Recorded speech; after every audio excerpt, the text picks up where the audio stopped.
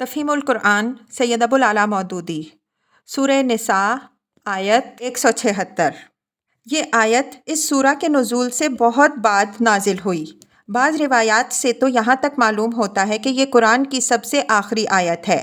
یہ بیان اگر صحیح نہ بھی ہو تب بھی کم از کم اتنا تو ثابت ہے کہ یہ آیت 9 ہجری میں نازل ہوئی اور سورہ نساء اس سے بہت پہلے ایک مکمل سورہ کی حیثیت سے پڑھی جا رہی تھی۔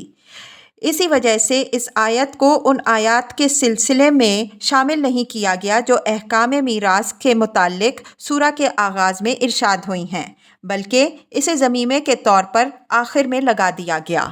اعوذ باللہ من الشیطان الرجیم، بسم اللہ الرحمن الرحیم۔ یستفتونک، ترجمہ: لوگ تم سے کلالہ کے معاملے میں فتویٰ پوچھتے ہیں۔ تفسیر: کلالہ کے معنی میں اختلاف ہے۔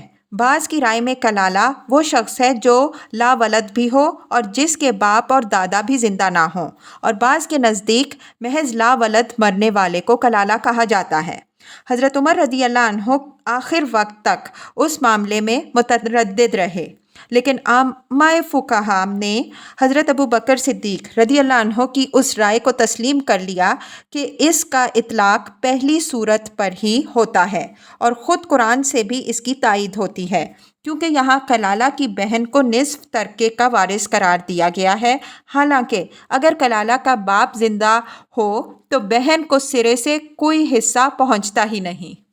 قُلِ اللّٰهُ یُفْتِیکُم فِی الکلالہ، ترجمہ: کہو اللہ تمہیں کلالہ کے بارے میں فتویٰ دیتا ہے۔ امرؤ ہلک لیس لہ ولد ولہ اخت فلہا نصف ما ترک، ترجمہ: اگر کوئی شخص بے اولاد مر جائے اور اس کی ایک بہن ہو تو وہ اس کے ترکے میں سے نصف پائے گی۔ تفسیر: یہاں ان بھائی بہنوں کی میراث کا ذکر ہو رہا ہے جو میت کے ساتھ ماں اور باپ دونوں میں یا صرف باپ میں شریک ہوں۔ حضرت ابو بکر رضی اللہ عنہ نے ایک مرتبہ ایک خطبے میں اس معنی کی تصریح کی تھی اور صحابہ رضی اللہ عنہم اجمعین میں سے کسی نے اس سے اختلاف نہ کیا۔ اس بنا پر یہ مجمع علیہ مسئلہ ہے۔